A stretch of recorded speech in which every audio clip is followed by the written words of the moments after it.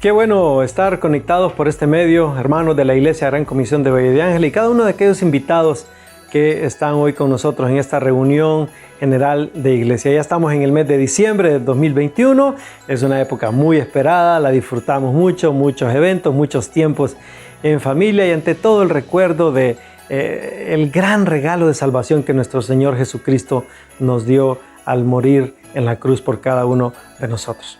Este sábado tenemos la oportunidad de tener a un invitado especial con un tema muy especial.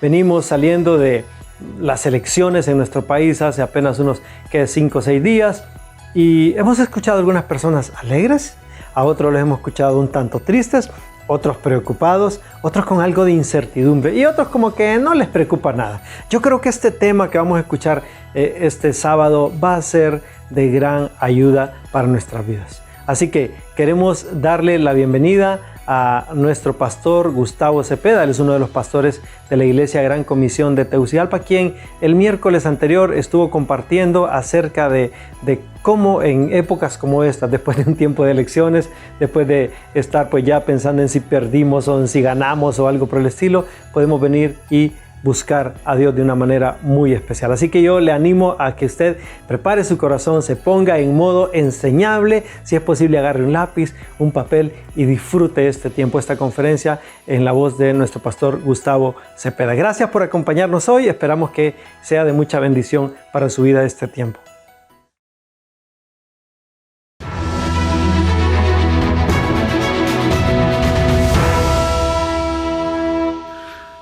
Hola, estamos en nuestro último tema de la serie Teocracia, las elecciones. Y bueno, hoy es miércoles, hace 3 días pasaron las elecciones, Dios habló y mostró cuál era su voluntad para esta ocasión.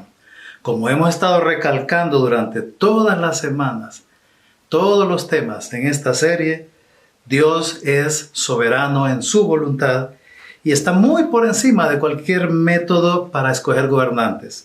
En nuestro caso es la democracia, pero está encima de cualquier otro método. Les recuerdo entonces qué es lo que enseña Daniel 2:21. Lo hemos estado viendo todo este mes y creo que ya es momento de que se lo sepan de memoria. Daniel 2:21, Él, refiriéndose a Dios, controla, miren qué palabra, controla el curso de los sucesos del mundo. El curso, el desarrollo, cada momento de los sucesos, de los eventos del mundo y lo asocia directamente, en este caso, a la política. Él quita y pone reyes. Entonces es un pasaje muy interesante. Todo este mes hemos estado viendo el verso nada más, pero hoy quisiera hacer algo un poquito diferente, algo más amplio. Y es que el contexto de este pasaje es interesante y es importante. En ese momento, el rey Nabucodonosor, que era el rey de Babilonia, estaba gobernando, habían conquistado a los israelitas y estaba gobernando. Esto sucedió hace más de 2500 años. Ese momento donde Nabucodonosor, lo leemos ahí en el capítulo en ese libro de Daniel, Nabucodonosor tiene un sueño, hace más de 2500 años. Tiene un sueño que no lo deja, despierta asustado y no se puede volver a dormir, está inquieto, quiere saber qué significa. Entonces, él no entendía. Entonces, en la mañana manda a llamar a todo su grupo ahí de astrólogos y de consejeros y todo, para que le interpretaran el sueño. Ellos le dijeron, ok, está bien, rey. Cuéntanos el sueño para que te lo podamos interpretar. Pero Nabucodonosor sale con una respuesta un poco desubicadora, bueno, bastante desubicadora, porque les dice, no se lo voy a decir. Ustedes tienen que adivinar cuál era mi sueño y después interpretármelo. Entonces todos ellos se quedan viendo y le dicen, no, es que nadie puede hacer eso. Usted cuéntenos el sueño y nosotros con gusto vamos a hacer todo para interpretárselo. No, le dice. Si ustedes no lo cuentan, no me dicen cuál fue mi sueño y después me lo interpretan, los voy a matar. A todos los voy a matar. Entonces se asustaron y vieron que no había salida, no había manera humana de que alguien pudiera no solo interpretar el sueño, sino averiguar cuál fue el sueño. Bueno, se da la orden de que vayan a recoger a todos los astrólogos, consejeros y toda la cosa para matarlos. Y en esa recogida pasan por donde está Daniel. Y Daniel le dicen, bueno, venga, vamos donde el rey. ¿Para qué? No, es que los van a matar a todos. Usted es uno de los que tiene fama de interpretar sueños y como nadie le ha podido interpretar el sueño, pues van a morir todos.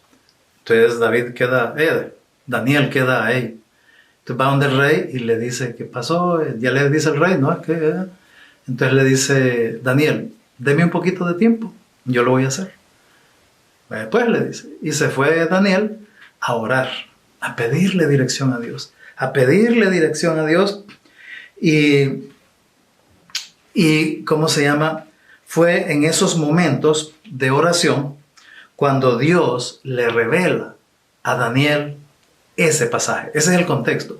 Daniel está angustiado, sabe que su vida está en peligro y la vida de todos los demás hombres que están ahí, y le dice, Señor, ¿cuál fue el sueño del rey? ¿Qué significa? Te lo pido, ayúdame, etcétera, etcétera.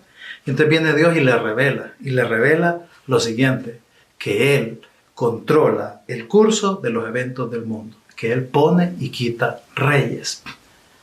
Le dice eso y eso empieza a tranquilizar a Daniel.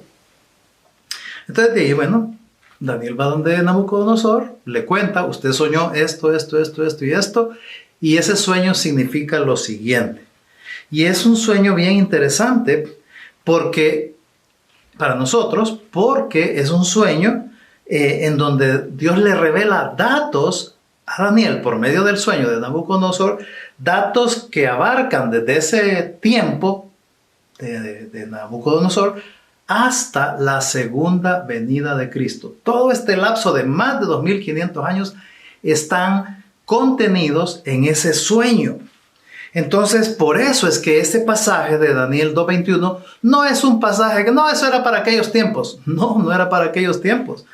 Nos agarra a nosotros porque es un pasaje que es para toda la historia. Cubre toda la historia. El sueño era de una estatua. Aquí sale un dibujo, más o menos, ¿verdad? Que alguien se puso ahí a ilustrar, en donde se ve más o menos cuál era esa estatua con la que soñó Nabucodonosor. Daniel la interpreta que en la cabeza pues se representa al reino, al imperio de los babilónicos. De ahí va los siguientes imperios que le estaba Dios revelando que seguían después de él, años después de él, incluso cuando él ya no existiera, porque abarcaba hasta nuestra época. La cabeza, el tronco, el centro, los muslos y los pies.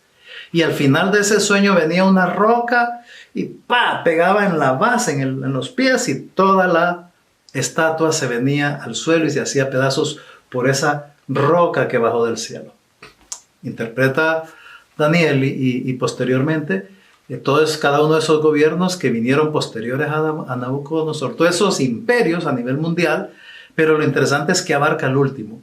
El último se refiere a el gobierno humanista del anticristo, el gobierno mundial. Está ahí, en esa estatua, en ese sueño de hace más de 2500 años. Y esa roca que viene y destruye y se cae toda la estatua es la venida de Jesucristo. Entonces, sí tiene que ver con nosotros. Y entonces, ese es el contexto donde le dice, sí, el Señor está al control de todos los eventos del mundo y Él quita y pone reyes. Todos esos reinos y imperios Dios los iba a poner y los iba a quitar.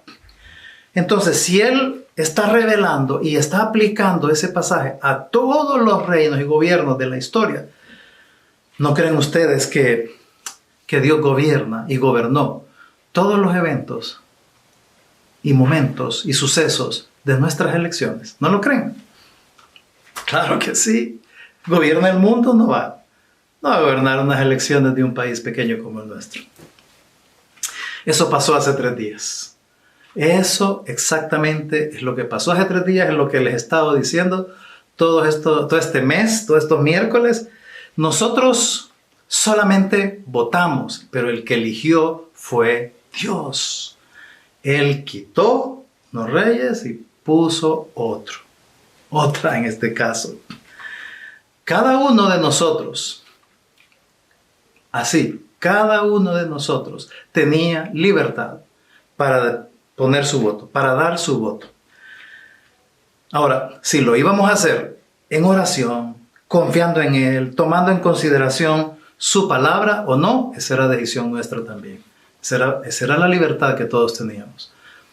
Todas las semanas, todos los miércoles hemos estado repitiendo la decisión de cómo vas a hacerlo, es tuya. Te estábamos dando los principios, Dios nos da la libertad y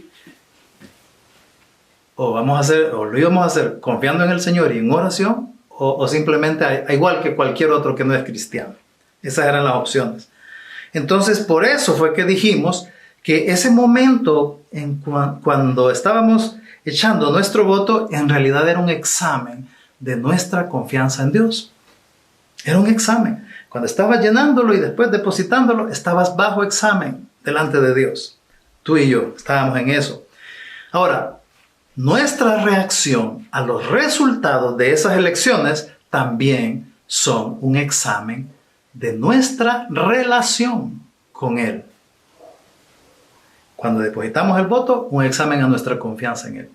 Nuestra reacción ahora después es un examen a nuestra relación con Dios. Por eso es que si tenemos una buena relación con Dios, hicimos todo debajo de su dirección, oración, etc. Entonces podemos estar en paz y tranquilos. ¿Por qué? Porque Dios es el que pone y quita reyes. Lo creemos. Así dice la Biblia. Entonces, ¿qué quiere decir? Él está al control.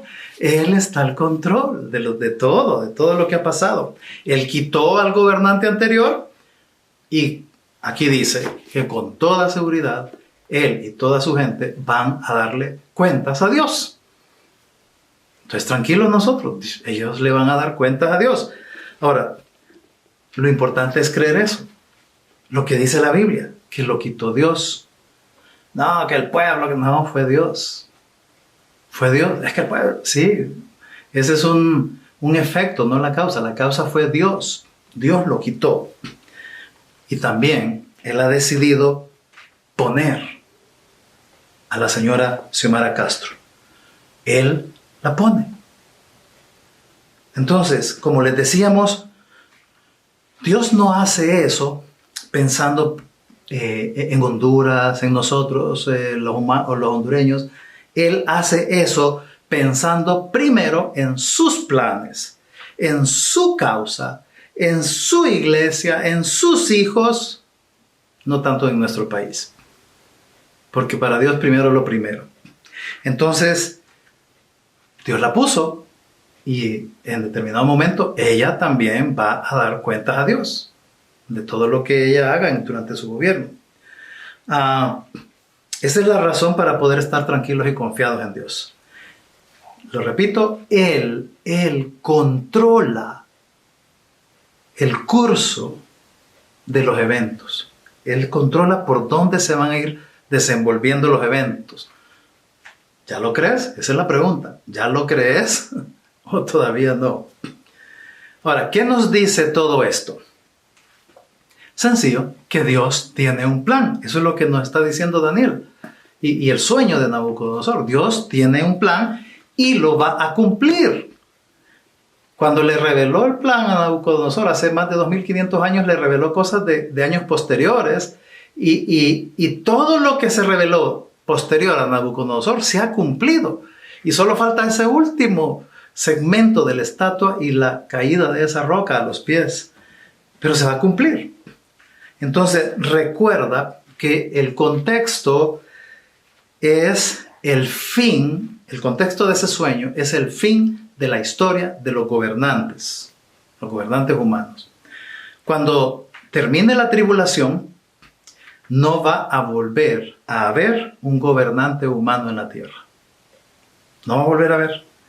Porque entonces, cuando termina la tribulación, comienza el milenio. Viene Jesucristo y comienza el milenio donde gobierna, reina Jesucristo. Va a tener un regente, que es el rey David. Pero el rey que va a gobernar el mundo durante el milenio desde Jerusalén, esa es la importancia de Israel todo el tiempo, va a ser Jesucristo. Los no salvos no entienden esto que estoy diciendo, pero los cristianos debemos de ubicarnos en ese contexto. ¿Cuál es el contexto? Que muy probablemente estamos cerca del rapto. Por lo tanto, estamos en los últimos gobernantes humanos en cada país, incluido el nuestro. Porque después del rapto, durante la tribulación, solo va a haber un gobernante a nivel mundial, el anticristo. Y después Jesucristo durante 1000 años. Entonces no perdamos la perspectiva. El mundo cada vez más y más y más se acerca y se va a ir preparando para la época de la tribulación. Podríamos estar viviendo la última o de los últimos gobernantes de Honduras antes del rapto. Pudiera ser. Es más, ¿qué tal que el Señor venga antes de enero? Entonces el presidente actual es el último gobernante humano de Honduras. Eso puede suceder porque el rapto puede ser hoy. Entonces ubiquémonos en el contexto. Por eso les repito, Dios tiene un plan y lo está cumpliendo al pie de la letra y lo va a cumplir hasta el último punto, hasta el último detalle. La historia nos dice, y recuerden que Apocalipsis es parte de la historia. La historia se divide en la historia pasada y la historia que está descrita en Apocalipsis que va a suceder. Apocalipsis y otras cartas en el Nuevo Testamento y profecías del Antiguo Testamento, pero es parte de la historia que todavía no ha sucedido. Pero la historia nos dice que Jesús vencerá. Vencerá. Y ahí nosotros también vamos a ser vencedores. Y vencedores de verdad. No como ahorita, ganamos. ¿Y qué ganaron? Es decir, cuando el Señor venza, nosotros también vamos a ser vencedores y más que vencedores desde ya. Por eso es que Él está dirigiendo todo. Todos los eventos los está dirigiendo hacia donde Él quiere llevar todo esto. ¿Por qué? Él es soberano. Qué rico. Él es soberano. Miren qué interesante. Más adelante, unos capítulos más adelante, Daniel remata el asunto al contarnos que Nabucodonosor tuvo un momento en que se le subió la cabeza y se creyó lo máximo. Entonces Dios lo castigó y quedó un buen tiempo como animal. Un día de esos reacciona y reconoce a Dios.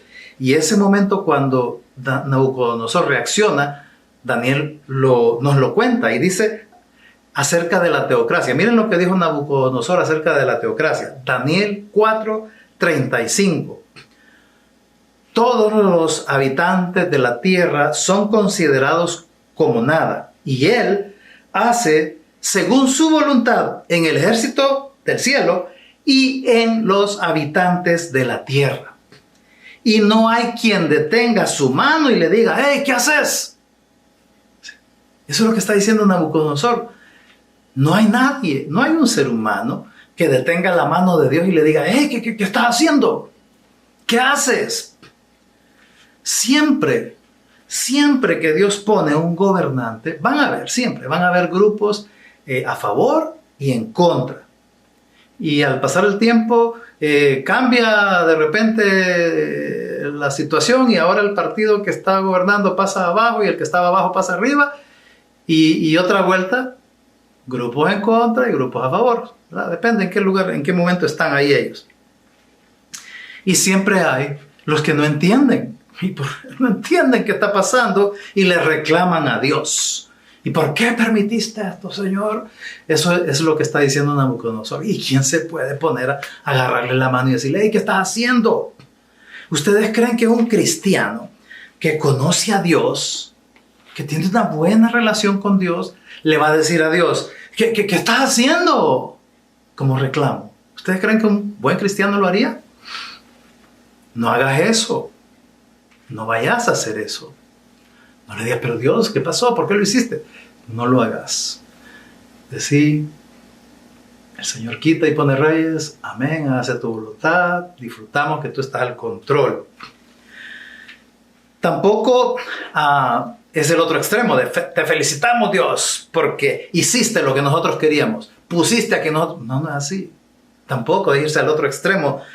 Ambos enfoques serían un irrespeto. ¿Por qué no hiciste lo que yo quería? Qué bueno que hiciste lo que yo quería. Estás tratando, ambos bandos estarían tratando con irrespeto a Dios, como que fuera un mandadero, que no lo es. Lo que tenemos que hacer entonces es quedarnos tranquilos y buscar entender su plan. ¿Cuál es el plan de Él entonces? Buscar entenderlo para acoplarnos a ese plan que Él está teniendo. Miren, 3 días después, aquí estamos. Dios ha hablado. Mostró ya cuál es su plan para Honduras. Y más, cuál es su plan para los cristianos de Honduras. Por eso, les decíamos que las elecciones se volvían un examen para cada cristiano. El día de las elecciones y estos días posteriores son un examen para cada uno de los cristianos. ¿Qué se nos está examinando? Se nos está examinando si confiaríamos en Él o no. Si aceptaríamos en paz su decisión o no. Si nos afectaría o no. Y si reaccionaríamos con la carne o no. Entonces tú y yo tuvimos y estamos en examen. Entonces la pregunta es, ¿estás pasando con buena calificación el examen? Esta decisión tuya, ¿estás pasando bien, con buenas calificaciones ese examen? Esa es la idea. Bueno, ¿y ahora qué? Ya terminaron las elecciones, ¿y ahora qué? Si Dios tiene un plan, entonces Él quiere que sus hijos, nosotros, nos acoplemos a Él y a su plan. Un verso que nos va a ayudar en esto está en Colosenses 3, 1, 2, que dice: si pues habéis resucitado con Cristo, buscad las cosas de arriba, donde está Cristo sentado a la diestra de Dios. Poned la mira en las cosas de arriba, no en las de la tierra. Hay una condición ahí. Si pues habéis resucitado con Cristo, equivale a decir, bueno, si ustedes son salvos, si ustedes son hijos de Dios de verdad, entonces busquen las cosas de arriba. O sea que si, como ya somos salvos, entonces Dios quiere y manda que debemos de concentrarnos en las cosas de Dios, no en las terrenales. No tenemos que concentrarnos y dedicarle mucho tiempo, energía, pensamiento, emociones, etcétera, a cosas terrenales. Ya se definió a quién puso Dios. Bueno, y ahora hay 2 cosas en las cuales, por lo menos 2 cosas en las cuales concentrarnos. 2 cosas. La primera, concentrémonos en la unidad entre nosotros. Algo que no debe de suceder es que por ningún motivo terrenal se afecte nuestra unidad con los hermanos y con la iglesia. Eso no tiene que pasar. Aquí no hay ningún verso que apruebe eso o que lo deje pasar. Si hay algo que el diablo odia es nuestra unidad y ese amor que hay entre nosotros. Eso el diablo lo odia, le da alergia, lo exaspera. Pensemos en esto. Quiero que pensemos en este evento. Lucas 6, 13 al 16. Miren cómo dice. Y cuando era de día, llamó a sus discípulos. Jesús llama a su gente, a sus seguidores, y escogió 12 de ellos, a los cuales también llamó apóstoles.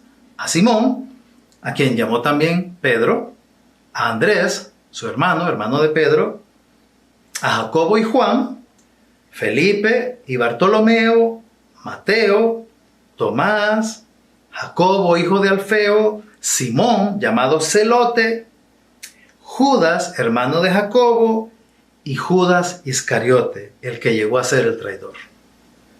Entonces, si se fijan, aquí en el verso, yo marqué en negrita 2 nombres. Ellos eran parte de los seguidores de Jesús cuando Él escogió a 12. Fueron parte de ese grupo especial y único de 12 discípulos.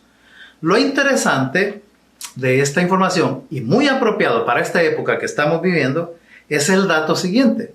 Mateo, el primero que subrayé ahí, Mateo era un publicano. ¿Qué era un publicano? Era un recolector de impuestos. Era del gobierno. Por lo tanto, era oficialista. Y encima de eso, como publicano que era muy corrupto. Era un corrupto. Como que siempre ha sido así, ¿verdad? Casi que cualquiera que está en cualquier gobierno empieza a engrosar fácilmente esas filas de la corrupción. Luego está mencionado ahí Simón el Celote. Ese era otro discípulo de Jesús. ¿Por qué le decían el Celote? Porque Simón era miembro de un grupo que existía en Israel.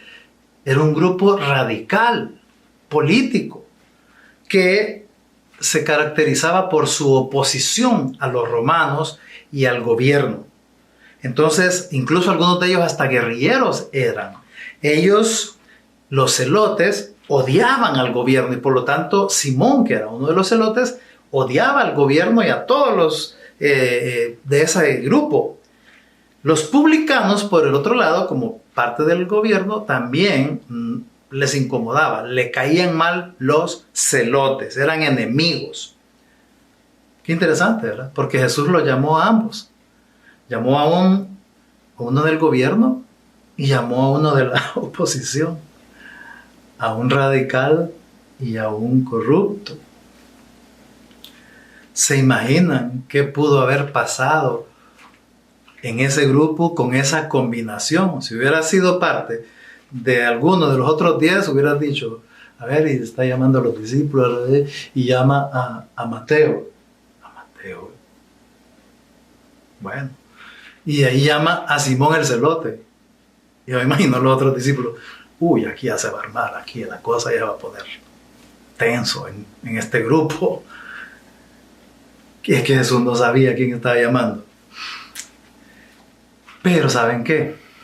Leamos y leamos y leamos los evangelios, averigüemos información de otros lados y vamos a ver que nunca, ninguno de los 12, especialmente ni Mateo y Simón el Celote, nunca tuvieron pleitos, nunca tuvieron discusiones, nunca tuvo algún problema, ni por cerca. ¿Por qué? Porque Jesús les mostró algo mayor. Él y su causa. Él y su causa. Ellos entendieron entonces que ahora su identidad era ser cristianos. Ya no era su identidad ser oficialista y ser de la oposición. Esa no era su identidad. Esa no era. Cristianos, que significa seguidores de Cristo. E incluso significa que están pareciéndose a Cristo. Entonces, lo que los unía ahora era algo muy superior y más fuerte que pequeñeces terrenales y carnales, como en qué parte del gobierno estaban. Una cosa que Jesús súper cuidó entre sus discípulos fue la unidad.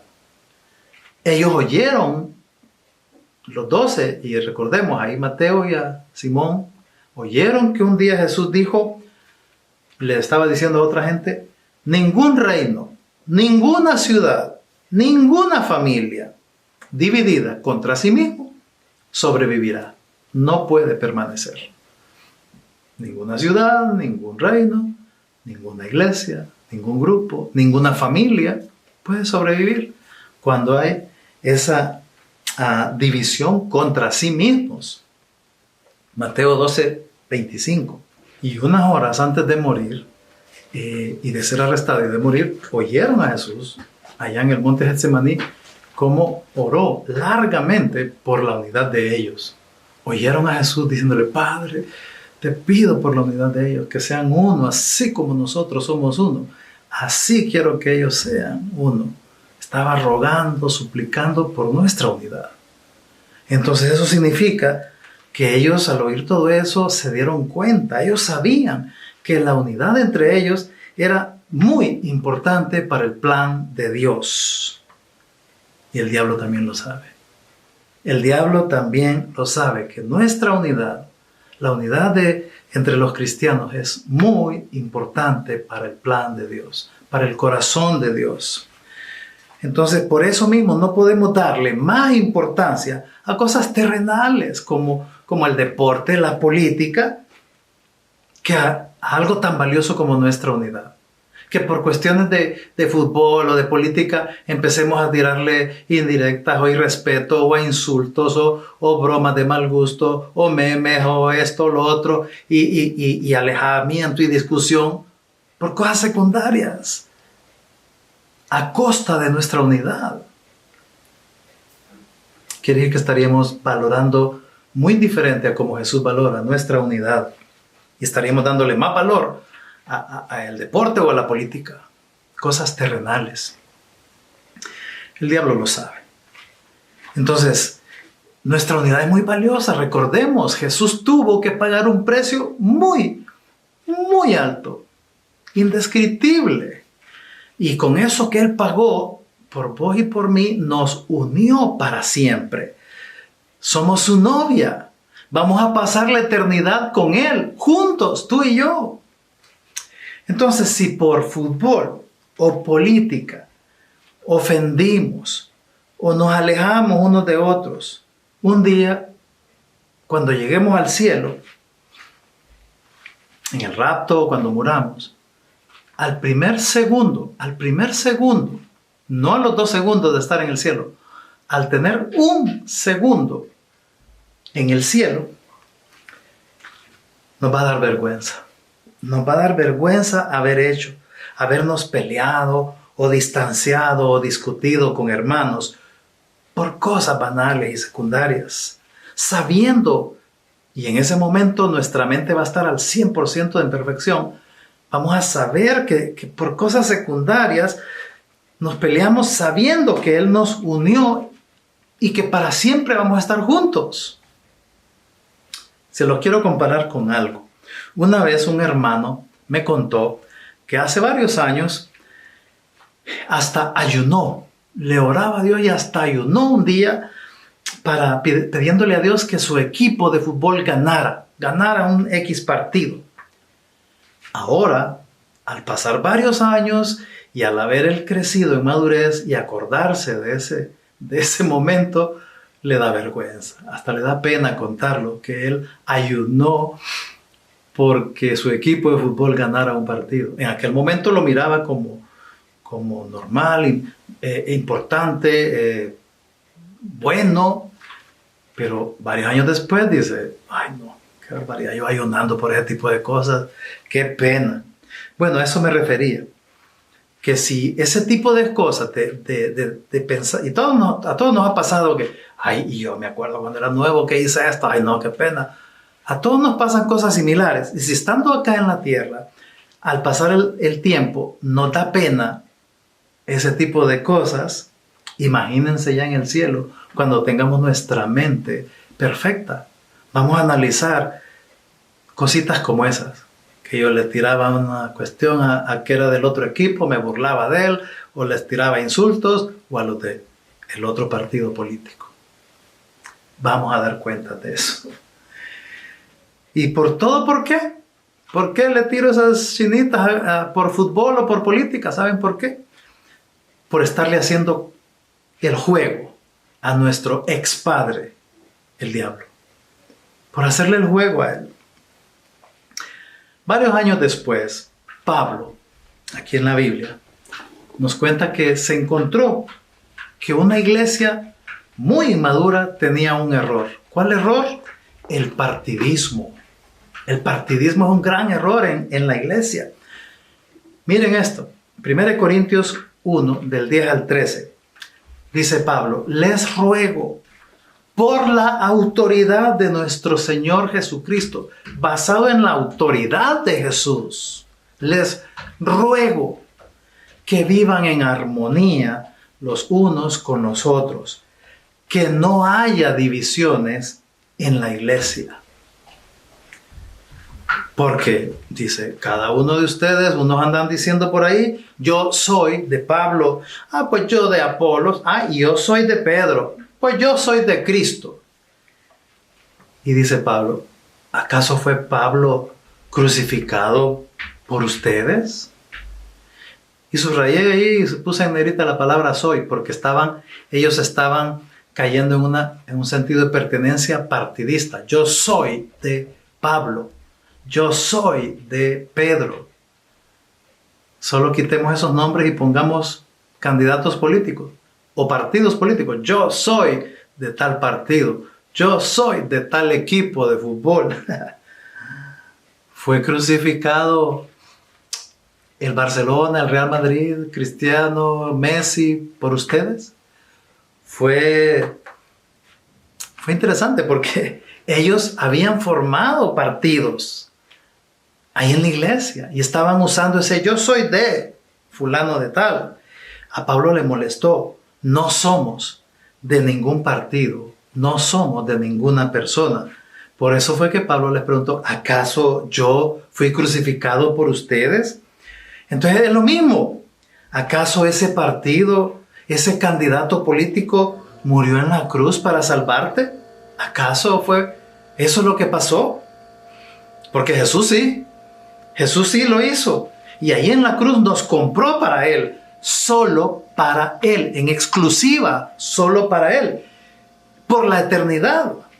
Así que no trates mal a alguien por quien Cristo murió.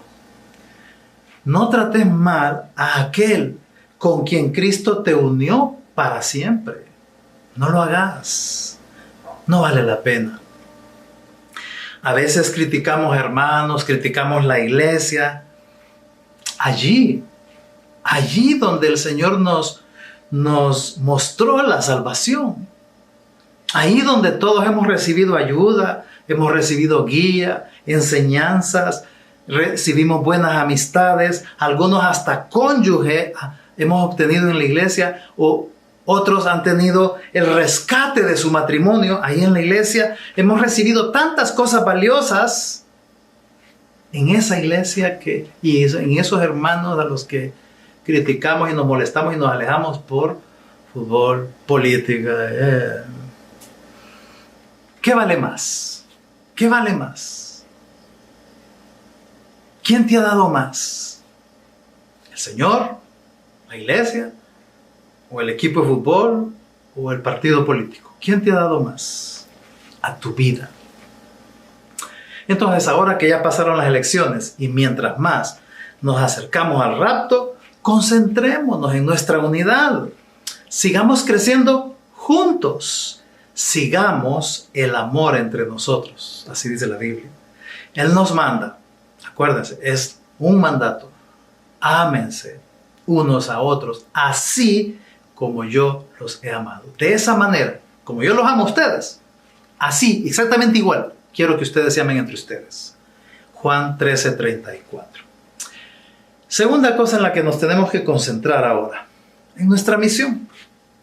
Todos sabemos que el Señor nos dejó haciendo discípulos para Él, no para otras cosas. Esa es nuestra tarea acá en la tierra para poder darle gloria a su nombre, hacer discípulos. Esa es la manera, no es una de las maneras de darle gloria a Dios. La manera de darle gloria a Dios es haciendo discípulos. En eso nos dejó. Y Él nos ha dado todo lo que necesitamos para cumplir la misión. Nos ha dado el perdón de toda nuestra maldad, nos salvó, nos ha dado a su Espíritu Santo, nos ha dejado la Biblia, nos ha dejado la iglesia, nos ha dejado a los hermanos, nos ha dejado pastores. Él se merece nuestra entrega.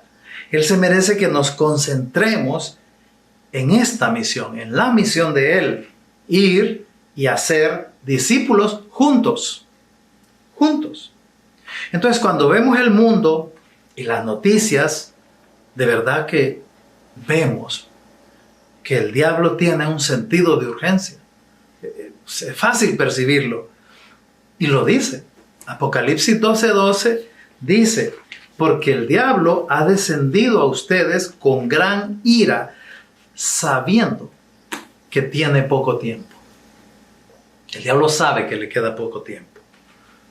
Por eso entonces él está empujando, se ha revuelto empujando todo lo que es anti Dios, y vemos cómo se mueve con ese sentido de urgencia y mueve a las personas que están bajo dominio. Las personas no saben que hay un sentido de urgencia, pero se ve que tienen ese sentido de urgencia porque el diablo los está moviendo así.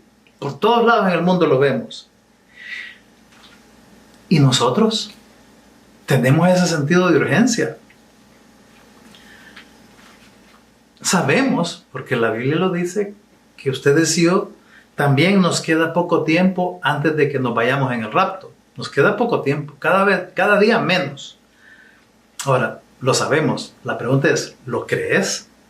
¿Crees que te queda poco tiempo aquí en la tierra?